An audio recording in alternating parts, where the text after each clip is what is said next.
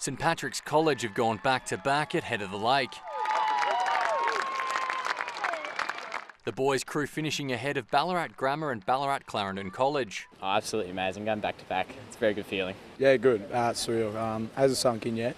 In windy conditions, College led early in the 2-kilometre race before St Pat's took the lead in the third 500 and never looked back. Plan was to just go out as normal. We thought that the others would put as much pressure as they could on us over that first K, and the message to the boys was to be patient. Oh, it was very, very messy out there. I think the key to today was just being able to stay balanced and not take in a lot of water.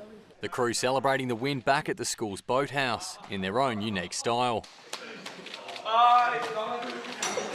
Crowds acknowledged their effort as St Pat's held aloft the trophy for the second consecutive year. The crew now turns their sights to nationals. In the open schoolgirls, it was neck and neck with 1 kilometre to go. But in the final stretch, it was Ballarat Grammar who lifted their arms in triumph. Grammar's crew celebrating an emotional win on the water. It hasn't sunk in yet. It was just so good. And we went into the race thinking we had a shot, but it just didn't sink in until we actually crossed that finish line. It was amazing. Grammar finishing ahead of Damascus College and favourites Loreto College. We set the girls a challenge. If they wanted to have a chance to get over Loreto, they had to throw a challenge out really early and try and get out clean and hard. Cameron Ingalls.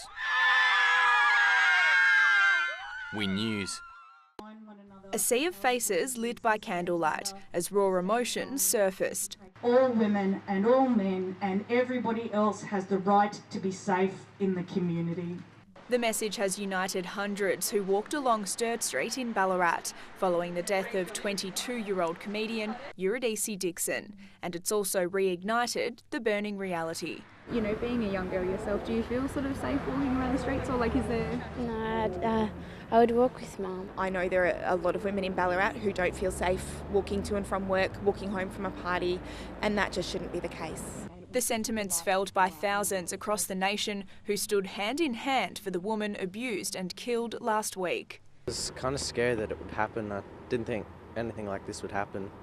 Yeah, and it's good that people have got together and really got behind it. Tonight's amazing, and I brought my sons along tonight as well to show their support. For not only ending violence to women, but all people. It's so important for these women and men to get together and share these feelings and share these emotions, but also to stand in strength and unity and show that this is not okay and that we will not stand for this in this day and age.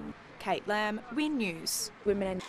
He may not even be old enough to drive a passenger car, but Seth Burton proves age is no barrier to letting her rip. It's just a fun sport and I think everyone enjoys it. Burton's just one of hundreds of competitors across multiple classes to have taken part in round 3 of the Victorian Country Series. And with entrants coming from all ages and crossing the gender divide, it's a sport with an ever-broadening appeal. I feel like a lot of people should get into it because it's a great learning curve. One of the day's young standouts was Ballarat's Jo Forkett, who took out the Cadet 12 class. I love go-karting because it's fast and affordable. There on hand was proud Dad Mark, fresh from seeing Jo compete at the Australian Car Championships. 50 very tough competitors from all over Australia. In Jo's class, he qualified 8th and worked his way through it, forward to 3rd in the final.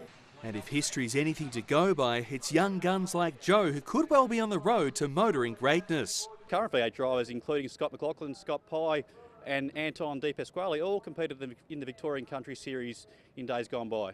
And with this year's event attracting such big numbers, it's a series showing no signs of slowing. And we think we've got a pretty good formula. The next round of the series will be held in Horsham, May 20. John Nelder, Win News. And whichever way this result was going to go, it was sure to be history in the making. Buninyong had waited 16 years since its last flag, while Beaufort had waited 22, and they weren't about to wait another minute longer to get themselves on the scoreboard. Minutes later, a free kick in the goal square saw Jack Duke adding to the tally.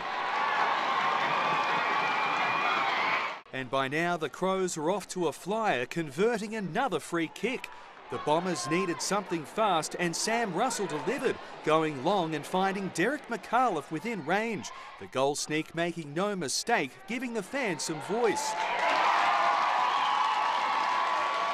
But try as they might to do it again, the Bombers weren't quite in full flight. Instead, they were more like a side under siege, the Crows pressure forcing turnovers, Jack Duke again proving more than a handful. The spearhead putting them 3 goals clear. We keep hunting the footy, not the player.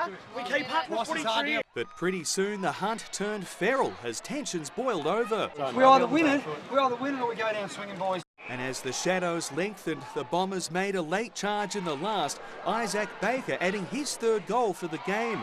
But by now the Crows had built an unassailable lead and were cruising towards victory. Another goal sending them into party mode. A late collision had Levi Cox seeing stars, but even he was quick to get back up, knowing his team was home and hosed. A celebration 22 years in the making. It's huge. It's not just for the players, but for the whole community of Beaufort. I'm a local Beaufort boy, so it's always nice to come back to the club and build what we've built over the last sort of 4 or 5 years, as Brownie mentioned. John Nelder, Wing News. The play. A service marked 100 years since soldiers fought in the Battle of Amiens. At the going down of the sun and in the morning, we will remember them. It's believed the battle ultimately led to the end of the First World War. Even though it was a resounding success, the battle, it still came at a cost, and part of that cost was 22 Ballarat boys who are commemorated in our Avenue of Honour. Residents paid tribute by laying a wreath. Of the 22 soldiers who were killed in this week 100 years ago, 9 of them have no known grave, so their families never even had the comfort of knowing that their sons had been given a proper burial. Each of the soldiers acknowledged individually. Neil Mitchell, age 25. A wallet which belonged to 22-year-old soldier George Leslie Reeves was also present. The wallet lay in the Sebastopol Historical Society Museum.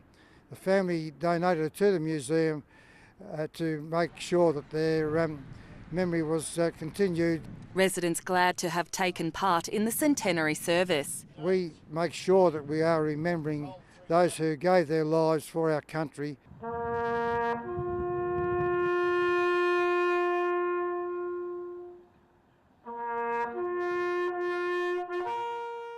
Stephanie Dalla, Win News.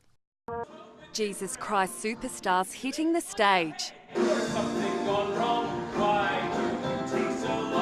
musical was written back in 1973 by Andrew Lloyd Webber.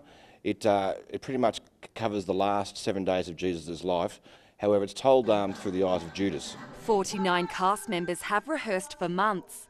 Lawrence Heenan's landed the role of Jesus. It's pretty exciting getting to play Jesus, being such an iconic role and you know, someone who everybody knows. So it's a lot of pressure, but it's also really exciting and kind of an honour. The play's been a major collaborative effort. It's been a challenge stepping into this role, developing the character. It's been great working with Steve Armati. The show full of colour, drama and, of course, music. Herod's song, it's sort of a good, fun number. Mary's I Don't Know How to Love Him will move the audience as well, so there's just too many to choose from.